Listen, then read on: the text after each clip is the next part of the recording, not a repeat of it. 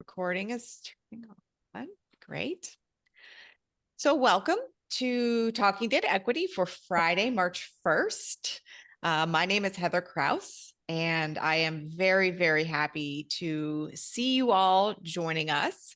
If this is your first Talking Data Equity session, welcome. We're very, very happy to have you joining us. And if you're a regular, welcome back. This wouldn't be nearly as fun or educational without you. So thank you. Talking Data Equity is an informal gathering that my organization, We All Count, hosts most Fridays.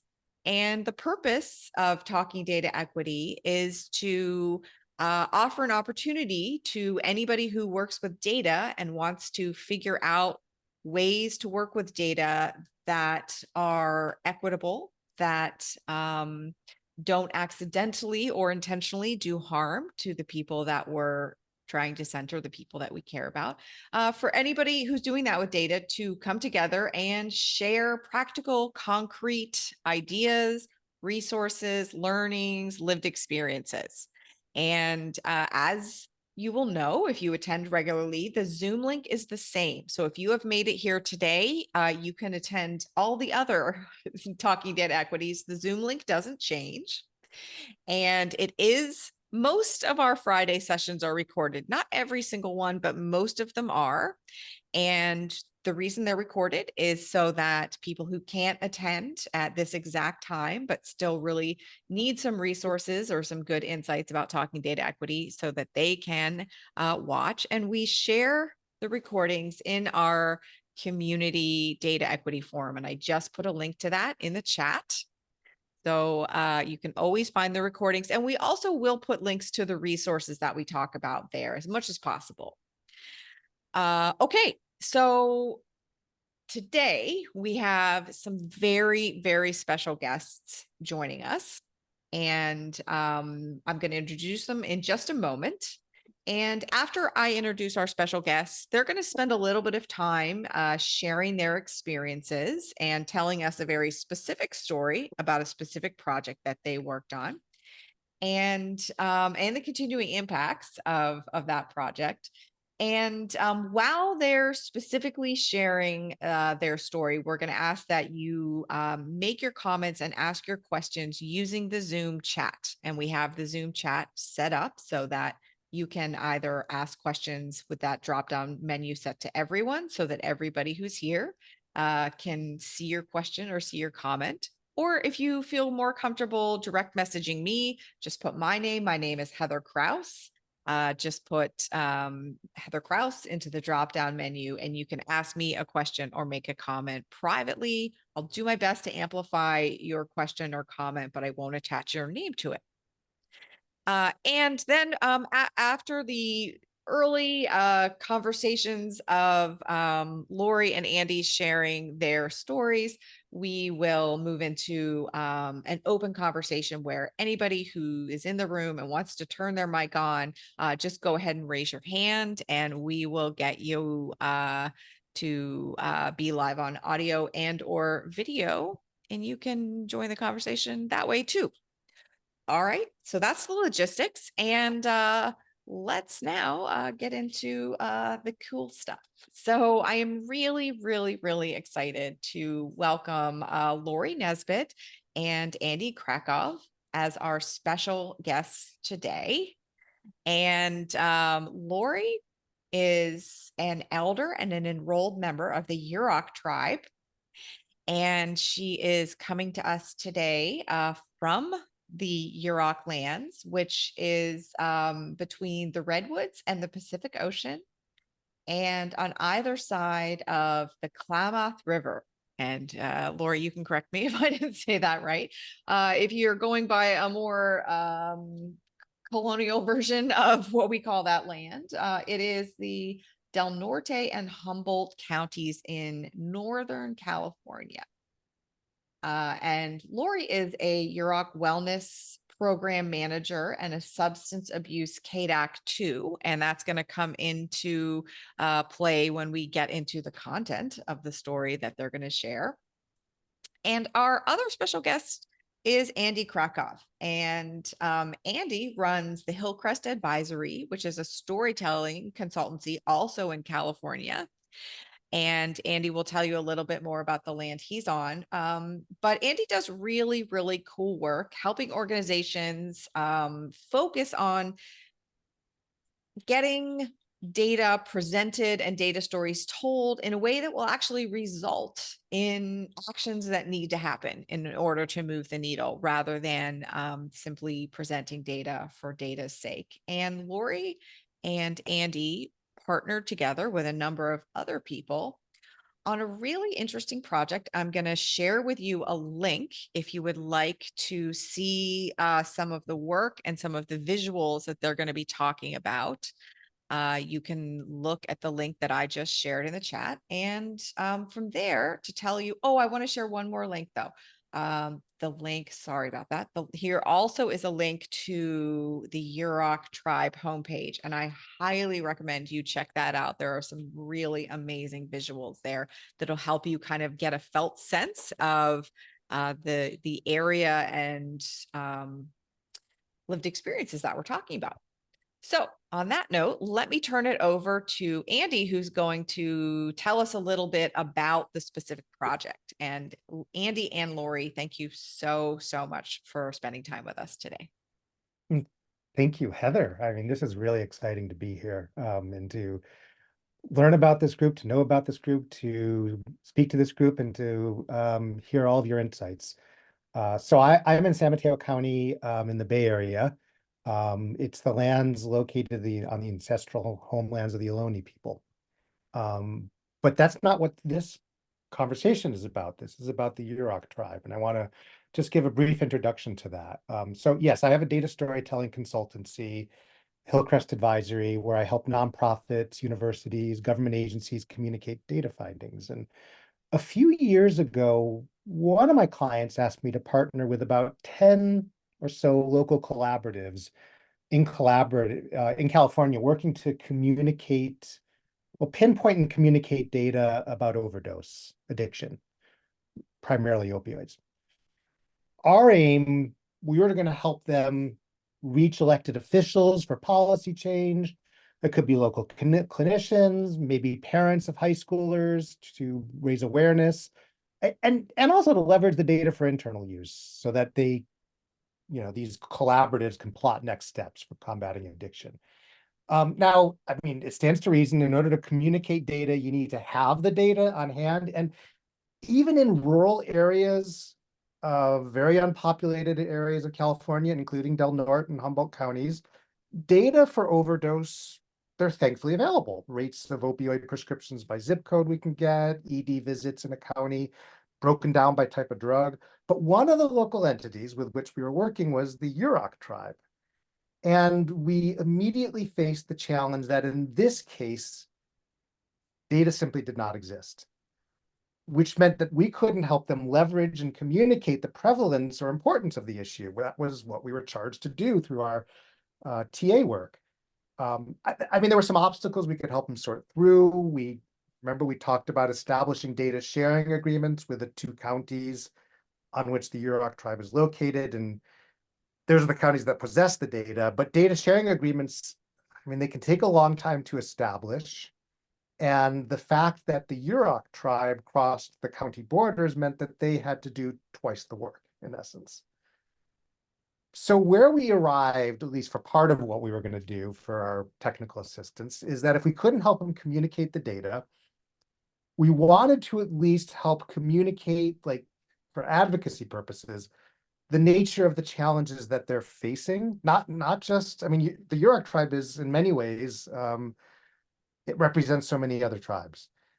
And that led us to write a blog post for the data visualization journal, The Nightingale, which is what was posted in the chat by Heather, thank you, entitled Asterisk Nation, One Tribe's Challenge to Find Data About Its Population. And the title came from a quote we read from the National Congress of American Indians Policy Research Center. I'm just going to put that quote in the chat, just so you can see it. And in essence, like a key challenge which the Yurok tribe was contending is that you can't analyze an asterisk you can't visualize an asterisk either. And if you can't do those two things, you really can't turn data for an asterisk into action. And through this project, I met Lori, and Lori really helped me understand the challenges that they're facing in very personal ways, given the on the ground work she's doing. And so I thought I'd just turn it over to Lori now and let her explain some of the challenges they face from a data perspective. Thank you, Andy. So I think it was terrific to work with you. And one of the things that we had with us too was a AmeriCorps worker. And that was a great asset to us too. And I just wanted to do a plug with AmeriCorps because I really loved them. If they ever come back, I would love to have them back. So one of the things is when we started, we did interviews, and we had to strategically find people that would sit down, and that wasn't really a problem to sit down with us. But when it come to the question of how they collect data, or do they separate data, or do they count your rock in their data for whatever they're doing, and most of them did not. And they said, well, sometimes we have Native American. I said, well, we're primarily in this area, so why isn't there a drop down? And because, all of our lives in tribal is sustained by grants, so we need the data to separate what we work with. And so there hasn't been a problem of them counting us in their grants, but vice versa, we needed it too. So it got to be where these interviews were all the same results. We don't count you. We don't count you. So it was really challenging and kind of a headbanger of what do we do next? So Andy, help me out here. Well, I don't think there were any. I mean, our goal in raising awareness is because there was a hard time figuring out what to do next. I remember, Lori, the quote that really came to mind for me, and you could probably speak better about this than I could, which is that sometimes the only data you would get was after someone passed away from an overdose, and that's not actionable data. Well, I mean, you could argue it is, but not for that individual. No, and I think it's if we look at it from where we began with opioids being prominent here, and us recognizing that how we start collecting data, we moved into coordinating and understanding the OD mapping, and that's kind of where we are right now, is where whichever body or personnel puts into that OD mapping, that's where we find the fatal or non-fatal deaths of opioids. So that's after the fact again. And how do we care for our people if we don't even know how that dot or who that dot is? But we know after the fact of they're dead, oh, that was our people. And we know now that overdoses happen a lot. A person can have several overdoses. So why can't we get ahead of the game and learn about even the addictions and know those people? Maybe others know about this. OD map is, and I think this is what you're talking about, Lori. It's a tool that a lot of people in the that work in overdose are using these days, and from what I'm hearing from what you're saying, Lori, it's actually geographically putting on a map the location of where an overdose happens. Is that? Yes, and we were one of the last areas, because I do trainings in back east, and OD mapping was pretty common, but it had to kind of make its way up into this area, and like Southern California had it, but there was nobody that wants to take it on in Northern California. So agencies had to get staff and all of that to get the OD mapping started, which landed on the counties with low staff, low income, low monies. You know, Humboldt and Delaware County, you know, are kind of, and I can say like I just kind of have this idea with all these years being here above Santa Rosa, California, and above the Yuba City, California, which is above Sacramento and San Francisco. Sometimes we don't exist up here. So I can be talking about Siskiyou County. I could be talking for Shasta County. We're all the same boat of just because we're low in population doesn't mean that we have these happening. And then I can go into my other hat of like trafficking. You know, if drugs are trafficked, people are trafficked. You know, and the missing and murderous Indigenous people, you know, the same thing. All those bodies are like dumped in the Northern California. Nobody knows what those people are. So there's things that have to happen up here in this area to be recognized that we need the services, we need the data, we need the software. We need the agencies to recognize that there's 109 recognized tribes in California, and there's like over 100 that are non-tribal recognized tribes. So there are lots of Native people in California that are being served correctly.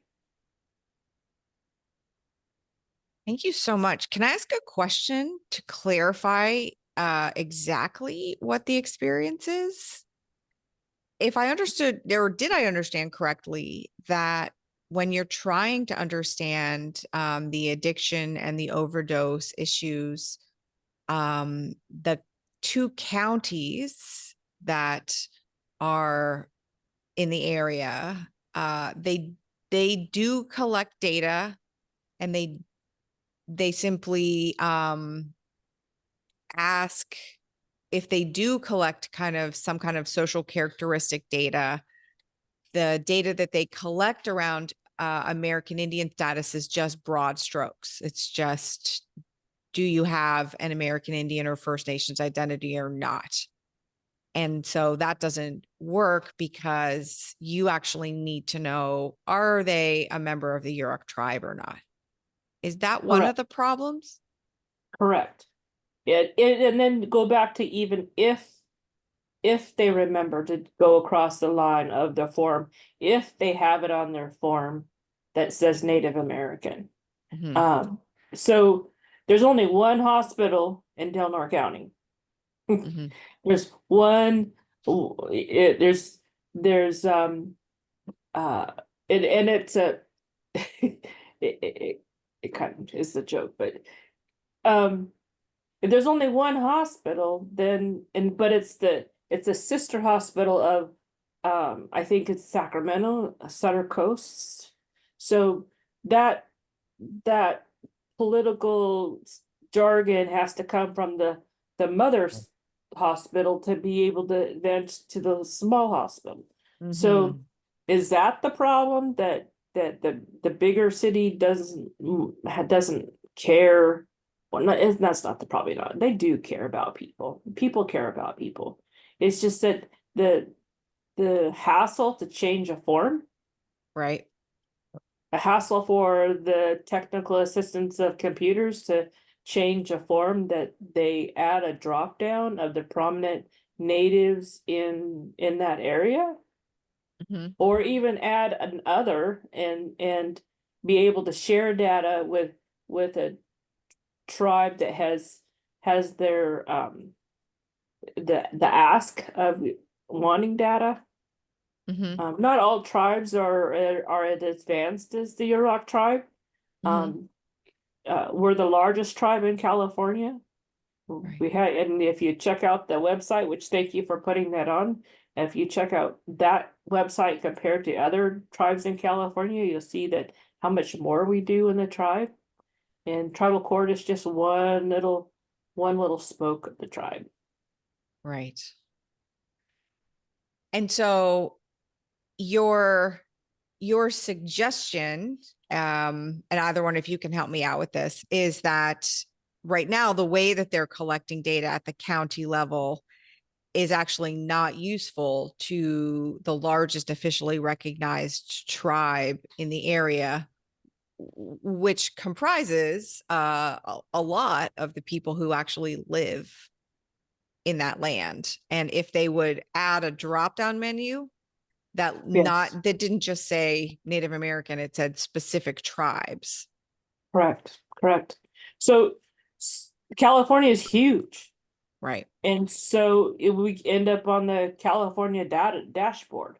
So if you went to the dashboard, you go, okay, there's that many. So is it correct data if we were to say, well, California is this much percentage of the other tribes in it? So we have the bigger piece of the pie by just speculation. And to me, that's not proper. California does have a very good overdose surveillance dashboard that's updated regularly. And you can go there and get data by county and in some cases by zip code.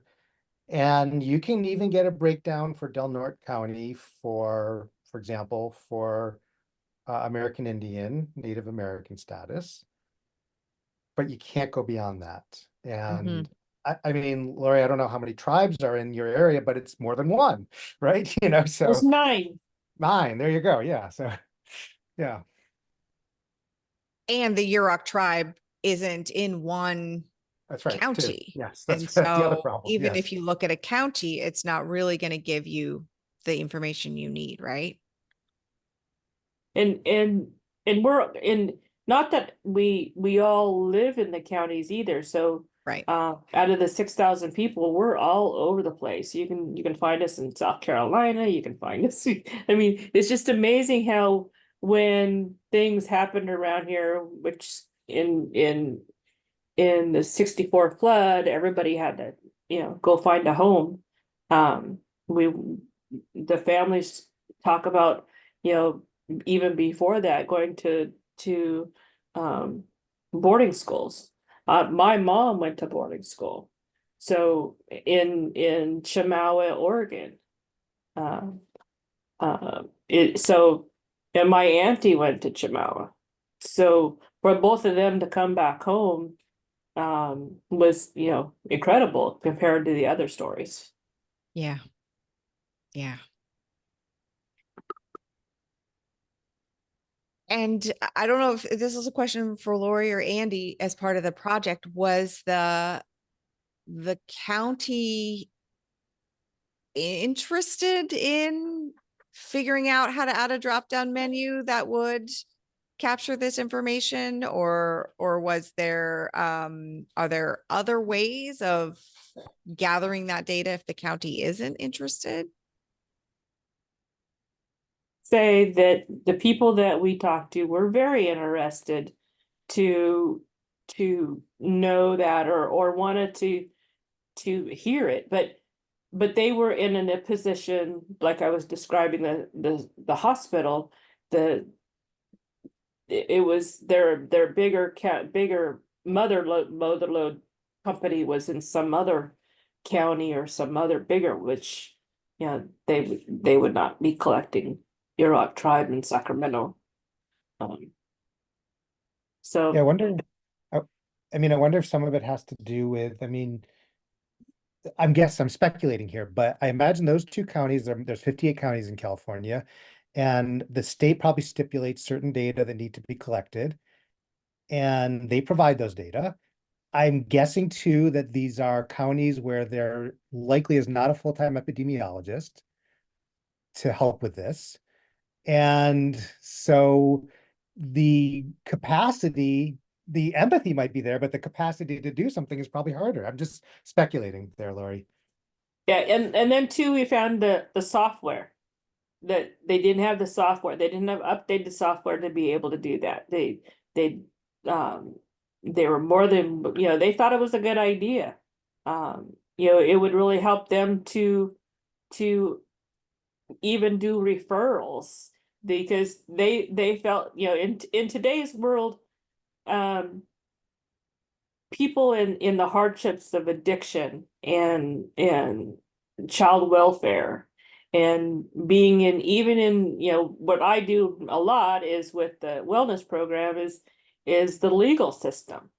So, when they get in trouble, they're scrapping for whoever will listen to them to get them out of trouble. And what do I do now?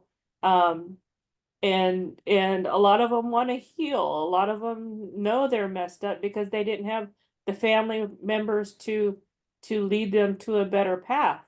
So, um, that referral, I know works because we've had several people that, that were very happy that they had somebody, a family member that understood, that to talk to them in the right way for them to understand and not be embarrassed to define, what the judge said. And an example of what I've been doing for years now is stand with people or be in a courtroom, and the judge says, go do this, and you go outside the door and they go, I says, what do you do now? And they go, well, I know I'm not going back to jail. I said, no, you have to go check in with probation, otherwise you'll get a violation. And that's how it is still today. And with the drugs that they're on, it's not like alcohol. It's still in the system, and their brain is still not working, and they can't put pieces together. All I know is either to go get high or they're gonna get sick. So that's the sickness, with them lasts longer than alcohol in comparison. So, Yeah. um, we're just dealing with a whole different animal compared to, like 30 years ago. Yeah, that's a really, really good point. And if the two places you end up getting data is the morgue and jail, how are you going to be able to do anything upstream? Can you tell me a little bit more about the software? You mentioned that you thought a lot of it was software. Do you think that if the like the tribal wellness center got access to software, that would solve the problem, or do we need this software to be at the county level? Where's the software going to be most useful? Well, both, but primarily, tribes are not funded. Our Right. tribal court is not funded like the states and the counties. So even if they got software across the count or the state, and especially not forgetting little old Del Norte and Humboldt County, to be able to have that software, to have that drop down, Mm-hmm. um, and the ability to do it, and the ask to do it, and the commitment to do it, and Yeah. the idea that this is how, this possibly could save lives, Right. Yeah. and um and all of that we do today is going to happen 20 years from now. So that's kind of how we have to look at it, is, my grandchildren might benefit from what I promote or advocate for today. Wow. Yeah. We have some really good questions coming in from the people who are in the room. And also, if you're in the room and you like to turn your mic on, just raise your hand. Either raise your hand in like the Zoom kind of way, which is use the reactions button to raise your hand, or you can just put into the chat that you want to turn your mic on, and we'll get to you in the order that you want to turn your mic on. But in the meantime, let's go to some of the questions that people are typing in. And I think there's a couple of people who are in the room who might actually be able to be in positions of making changes to some of these problems, which is making me feel very hopeful. And one of the questions that's coming in from a couple of different places is definitely hear the need to add a drop down that lists specific tribal affiliations. In an ideal world, do you think it would list those kind of recognized tribes that you were talking about, or should it list the recognized and the unrecognized tribes? What do you think would be ideal?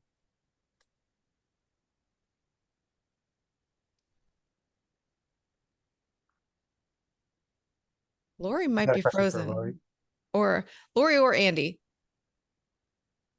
I mean, I suspect I'd be very curious to hear Lori's answer, but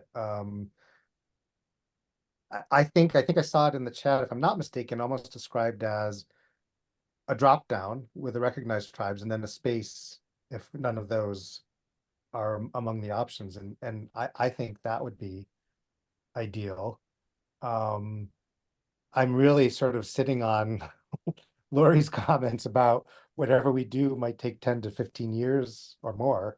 So whatever can be done most efficiently. And then, I saw Laura's I mean, this is all bringing a lot of stuff together. I saw Laura's comments that they may be doing something already for one of the, it looks like for one of the state departments. So maybe it can be done more quickly.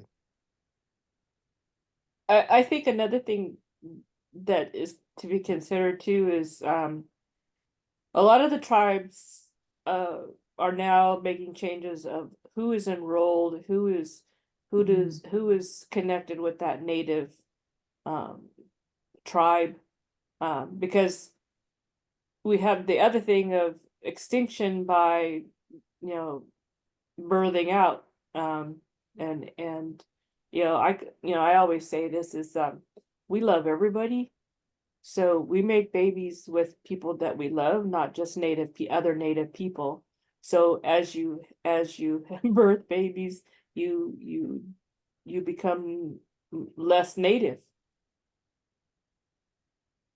But that doesn't mean that you're not native ingrained in your blood, because there's a lot of people that like for me and my family, because we live here, we it's ingrained in our body and soul. So just because my tree doesn't say that I'm this much Yurok, doesn't mean that I'm not living a Yurok belief native way. So by having native connections, you should still be able to have that native connection of the in benefits. But Yeah, it's gonna get complicated the more years that go by. right. That makes a lot of sense.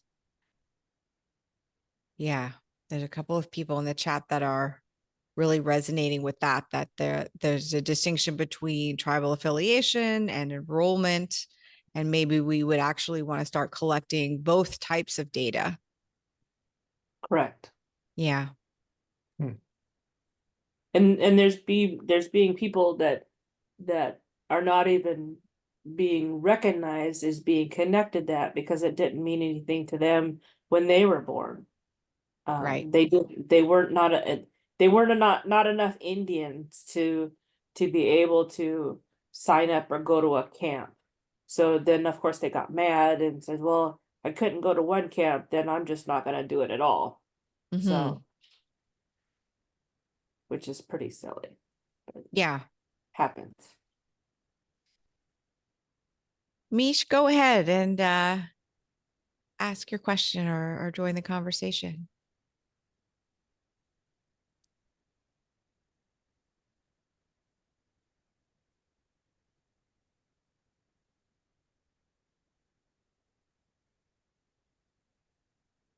Oh. We saw Misha's video come on, but it's a gray rectangle. Oh, yay. Can't hear you.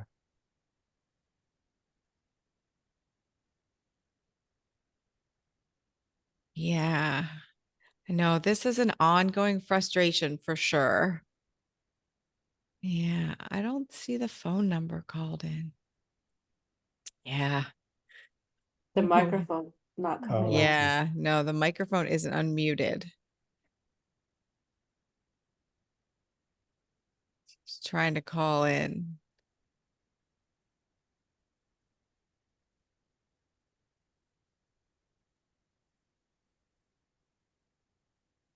While we wait for Mish to get, and if you get that working, you can just go ahead and talk. Go ahead, John. Hey, it's good to see you. Hi. Oh no, we can't hear him either. That's weird because we can hear each of you and you're not in a different link than anyone else.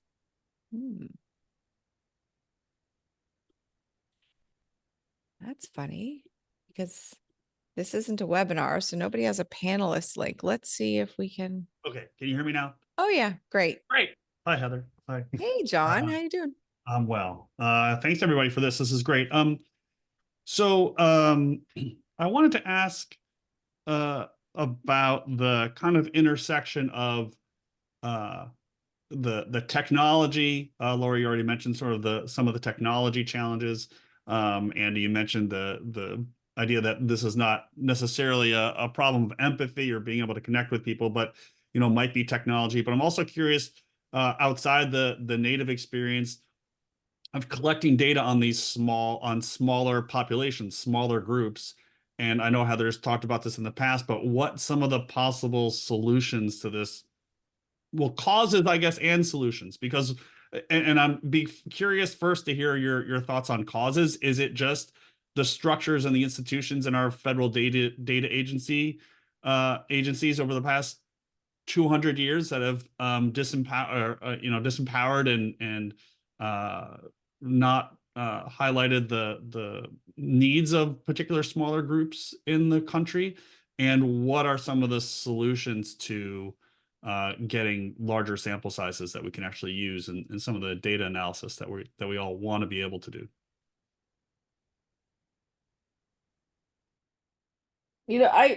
What just come to mind is the efficiency of the census.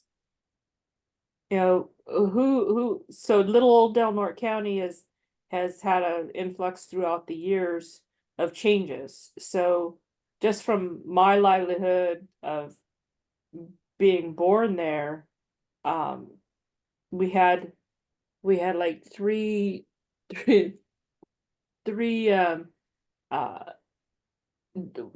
car dealerships. We had, like 5 banks. We had 3 or 4 grocery stores.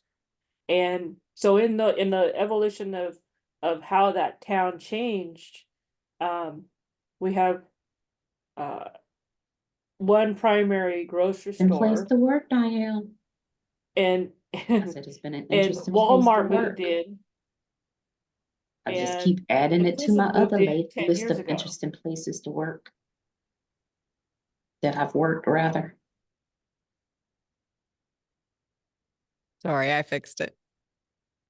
So the census would tell us the differences of what people came in, and with the prison coming in, a lot of people from in the southern state or other states to move and have a chance to retire here, change the whole dynamics of Del Norte County.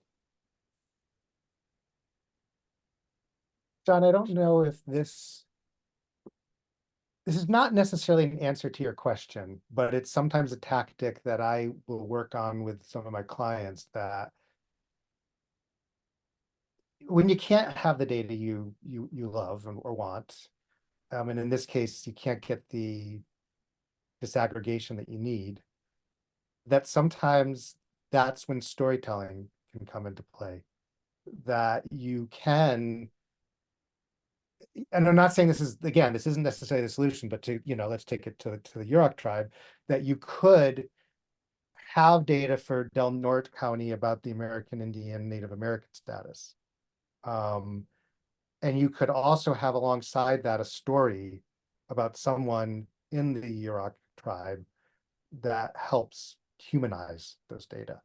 Again, not a solution necessarily, but a possible way to address the issue. Yeah, I think that those are both really helpful. And the other thing is that it's important to remember when dealing with this type of issue, like a very specific event around overdose or addiction, we're in a different kind of realm of statistical analysis than we are when we're trying to, get population averages. We're dealing already with like all the assumptions that are associated with like regular frequentist style statistics don't apply anyway. And so we're already going to have to use something like non-parametric statistics that will conform with the situation, and you need hardly any data to make non-parametric statistics work. And especially if if we take the Yurok tribe, that's a very, very clearly defined population. And if we were able to collect and access data, we would need a much, much smaller sample size to make rigorous, reliable meaning for that specific group of people. Than say trying to make meaning at a population level about, you know, like public opinion or access to food or access to housing. It's a situation that really, if we could get that data, and I know that's not the same for every situation, but if we could find a way to get data that said, you know, whether or not the person experiencing addiction or overdose was, and then of course we would have to get clear on, do we want to collect enrolled in the Yurok tribe data, affiliated, both? Does anybody know if we found a way to have the hospitals and the counties collecting that data, given the indigenous data sovereignty agreements and HIPAA, which I don't know the ins and outs of that on a technical level in California. Does anybody here know, would it be possible to get a data sharing agreement between the counties and the tribe that would, like, is it legally possible to set up the transfer of that data, assuming that they get the software to collect it? Do you know anything about that, Andy? And if you don't, that's fine. I don't mean to put you on the spot. I mean, I don't. But as I was listening to some of this, I was thinking about that. Even if you were to create the pull down, Mhm. you'd need to have the data sharing agreement, because otherwise, there could be the data collected. Correct me if I'm wrong here, Lori, but folks could say, the epidemiologist or the county officials in Del Norte or Humboldt could say, I'm not permitted to give you the data. Right. I've got it, but I can't give it to you. You're not allowed to have the data. And Lori, So- correct me if I'm wrong there, but I'm guessing that's the So, case. yeah, so that's kind of the what's happening right now. So for instance, and you mentioned HIPAA, we've had conversations with people that really want to assist in the opioid. For instance, the person, the navigator that works with the opioids, she says, I can hand them a piece of paper without HIPAA being involved. And it's up to them whether they want to seek you out. So that's where we are now, is I'm giving my information to them through that navigator. And if they want to reach out, then they can get help with us. Now, we're talking about people that have fentanyl in them. Mhm. They're not worried about me. But if they've gone to that navigator is already calling them by first name of recognition, then there should Right. be some kind of indication of humanity of this person isn't able to take care of themselves Right. through their drug addiction. It doesn't mean that they're mentally ill and we can't take that right away from them.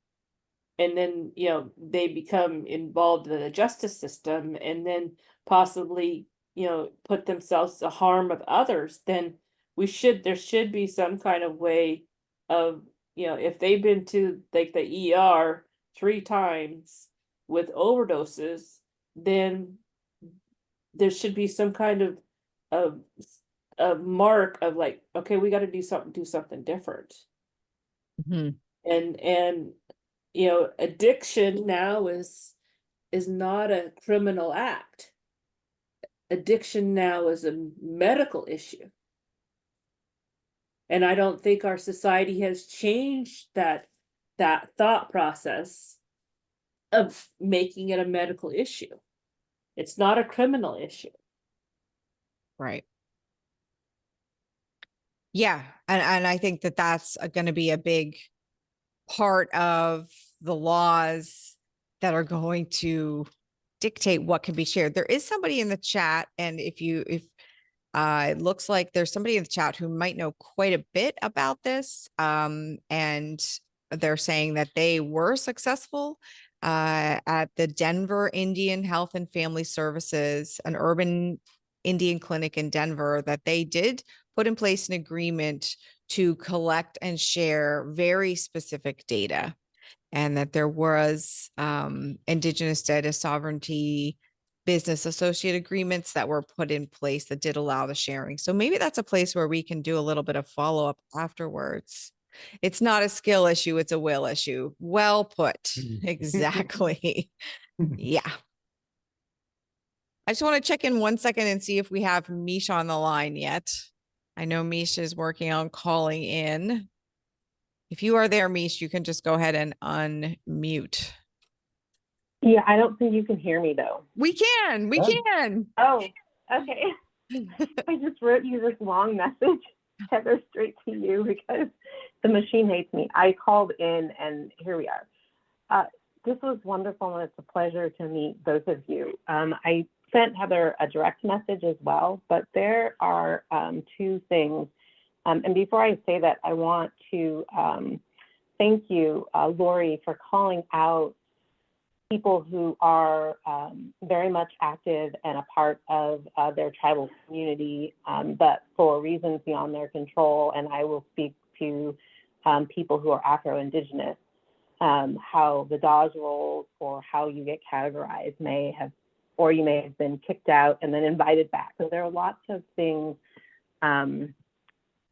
where the government has control over who gets recognized, but I appreciated you talking about participation and what is disappearing at alarming rates. And so there's a very good book and it's research, and they're starting a group and it's called Louisiana Creole Peoplehood, Afro-Indigeneity and Community, and they're working with data. And I think, I'm not sure if they're one of the speakers, but I think they're going to events through Johns Hopkins called Black Data.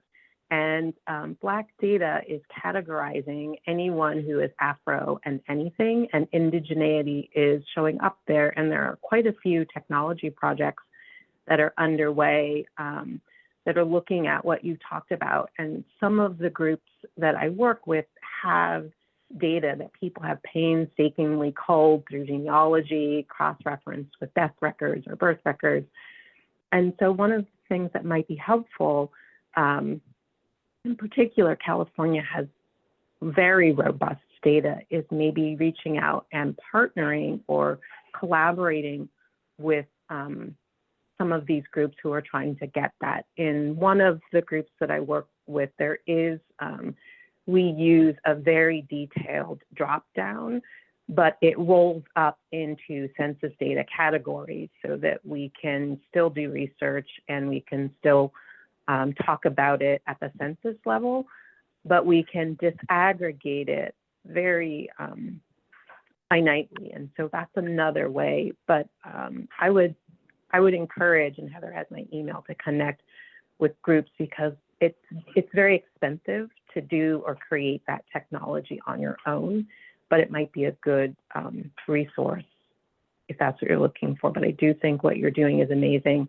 and trying to get the data is very challenging. And too often, it feels like for indigeneity, we are not only missing and murdered in real life, but there's kind of like a genocide old way that we get disappeared from in the data. So I appreciate you coming today and speaking to this.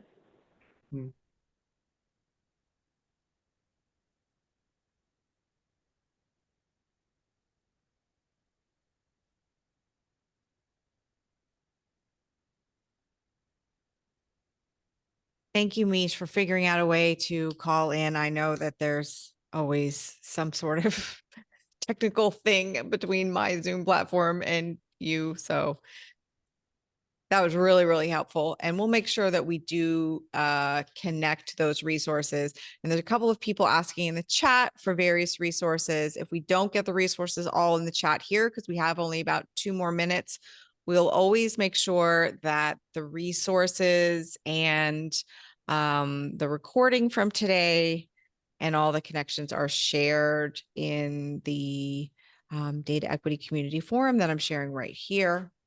So in the next couple of days, that will all be up. Yeah. Oh, okay. It's a new security feature at work. That helps me understand. And it looks like there's a few people that have a lot of really good experience on this topic in the chat, and we will make sure that we follow up and kind of ask if you're willing to share your practical, concrete experience about how to get these data sharing agreements in place and how to get these drop-down menus in place, how to get this software in place, because the idea that the way to get this data is in jails and morgues just cannot remain the case. And just to put a pin on something and underscore it, the notion, and I just read it and it was news to me, is that HIPAA does actually allow this, transfer of data. That was very interesting to me and maybe known to others, but I thought that was a sign of hope, I guess. Yeah, I would agree. I think if there's any last words or suggestions that you want to make, Lori, we definitely want to leave the last word to you. Well, thank you. I would like to be sent the information that you've shared here, because I don't want to work out of my lane here, so some of this stuff has to be approved from people that above me, and of course we work off grants, so that's kind of how we have to search out to get help is grants, and we're not funded like the state or the federal government, and we wish we were, because we could go much bigger than we are now and reach out and do stuff on our own, because we're growing, we're in our youth are very much interested in taking care of their area, and another thing is they want to stay home. They don't want to have to move to concrete in order for them to have a life. They want to stay in the redwoods. They want to stay on the river and the ocean. We have certain language around we're only ocean people. We can't adapt if to this different area because we don't have to move. We don't have to. And part of the history is we don't want to go where we don't want to go, and don't make us. Yeah, the history is that we get pushed to an area where we have to adapt, and that's not how we are. We're it's ingrained in us for us to stay home and take care of our people. Yeah. And we certainly have the means to make that happen. So I will 100% make sure that there's a lot of people in the chat saying they've emailed recommendations, emailed resources, and we'll compile all of that. We'll share what we can publicly, and we'll absolutely share it all with you, Lori, for sure. Yeah, I'm interested in that HIPAA thing, because if we are able to share, then maybe we need to start doing retraining on HIPAA. Exactly. To be able to know what we can share, because right now it's just so strict. Oh, HIPAA, and everybody stops talking. Right. And maybe that's part of the detail that's not trained correctly, or somebody just puts their hand down and says we're not going to go into detail. It's a HIPAA issue. We're not going to share. That's how we're going to be safe. We don't want to be sued. Blah blah blah. Exactly. Yeah. Who are we trying to protect here is an important question. Good. All right. So on that note, we will end. And again, thank you so much, Lori and Andy, for coming, sharing the details, the technical details, the emotional details, the historical details, and helping us figure out, what are some concrete practical things we can do to correct this particular situation. And you can see that it's already having a ripple effect of, how we could correct a lot of similar situations where harm is being done. So I really appreciate the time that you both took, and also the time for everybody else who came and shared their resources. It really, really meant a lot. And I don't take it for granted. What you folks have got going on here on Fridays at Talking Data Equity is defying expectations, and I really appreciate it. All Thank right. you. So Mhm. you're welcome. Okay. Take good care of yourselves and each other, and we'll see you next Friday. Bye-bye. Bye, everybody.